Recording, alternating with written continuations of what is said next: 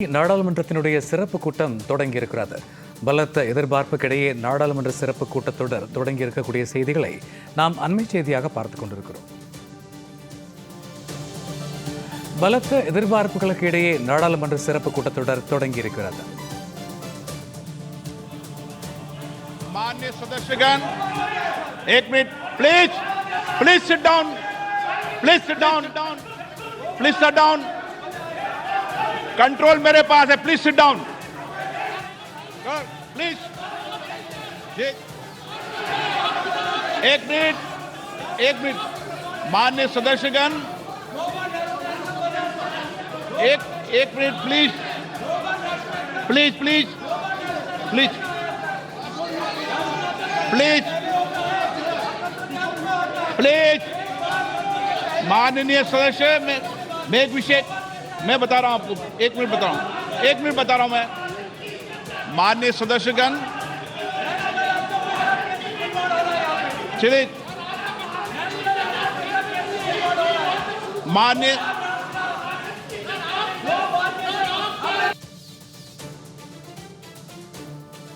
जो एक minute please please please please हाँ प्लीज बैठ में व्यवस्था दे रहा हूँ, प्लीज बैठो, व्यवस्था दे रहा हूँ मैं, प्लीज बैठिए, व्यवस्था दे रहा हूँ, प्लीज। माननीय सदस्यगण, जो कुछ भी टेक्निकल चूक हुई है मैं उसकी जांच कराऊंगा। इसमें पॉइंट ओके,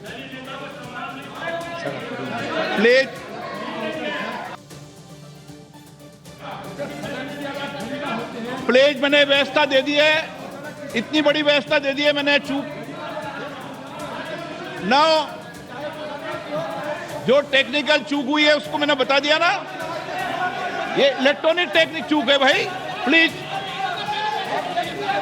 ओके, प्लीज। अब क्या तरीका है? नो, माननीय सदस्य, मैंने सारी बात, एक मिनट आप बैठिए, प्लीज बैठिए।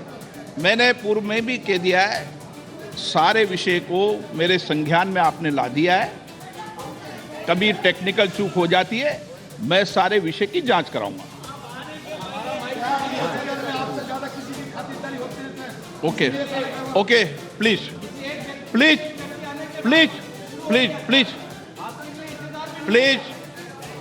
माननीय सदस्यगण, प्लीज बैठिए। माननीय प्लीज एक मिनट बैठिए, ये व्यवस्था ठीक नहीं है, आप बैठिए क्या, बैठिए प्लीज। विषय आपको मौका देंगे, प्लीज, ऐसे क्या। हाँ चलिए, प्लीज, कोई अपमान नहीं है, टेक्निकल चूक है, ओके प्लीज।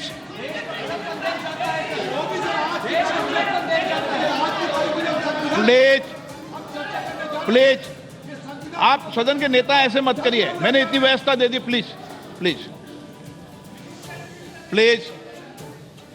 माननीय सदस्यगण, नई दिल्ली में G20 शिखर सम्मेलन के सफल आयोजन के लिए पूरे देश को बधाई देते हुए मुझे बेहद खुशी है भरी है। इस आयोजन की सफलता ने प्रत्येक भारतीय को गर्व से भर दिया है। इसने वैश्विक स्तर पर देश की नेतृत्व की क्षमता को एक नया आयाम दिया है।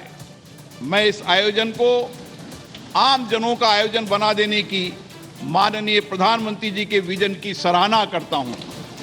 भारत के सभी राज्यों और केंद्र शासित प्रदेशों के 60 शहरों में 200 से अधिक बैठकें हुई है, जो अभूतपूर्व है। दुनिया भर से आए 42 प्रतिनिधि मंडलों के साथ G20 नई दिल्ली लीडर समिट अपने आकार, भव्यता और प्रभाव में अभूतपूर्व था। इससे विश्व को भारत की विविधता, लोकतांत्रिक शक्ति और प्रतिभा को देखने का अवसर मिला है। भारत की G20 की अध्यक्षता समावेशी, आकांक्षी, कार्य उन्मुख, निर्णायक और जन केंद्रित रही है। G20 नेताओं के शिखर सम्मेलन में लिए गए निर्णय परिवर्तनकारी हैं और ये आने वाले दशकों में वैश्विक व्यवस्था को नया रूप देने में सहायक होंगे।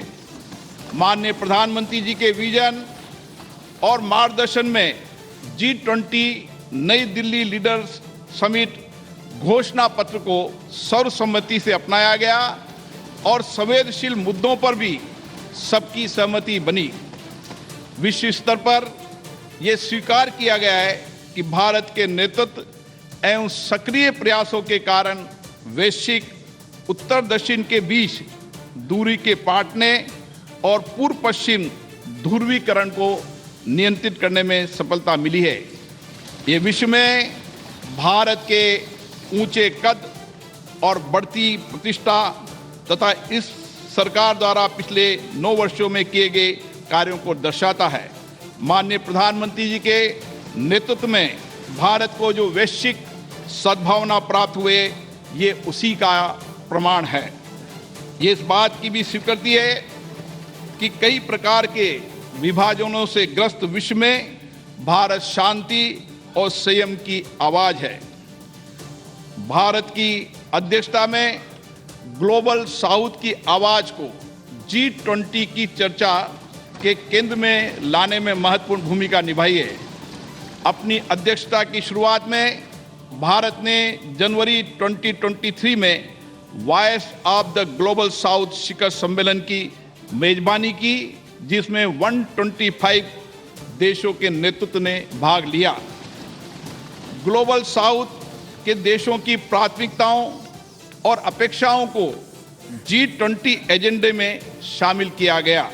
शिखर सम्मेलन की घोषणा में निर्धनता उन्मूलन, जलवायु वित्त, ऋण संबंधी समस्याओं से निपटने, खाद्य सुरक्षा, स्वास्थ्य सुरक्षा, डिजिटल बुनियादी ढांचे के विकास सहित विकासशील देशों के हितों से संबंधित विषयों को प्रमुखता दी गई। माननीय प्रधानमंत्री जी की पहल के कारण अफ्रीकी संघ को G20 के स्थायी सदस्य के रूप में स्वीकार करने का ऐतिहासिक निर्णय लिया गया।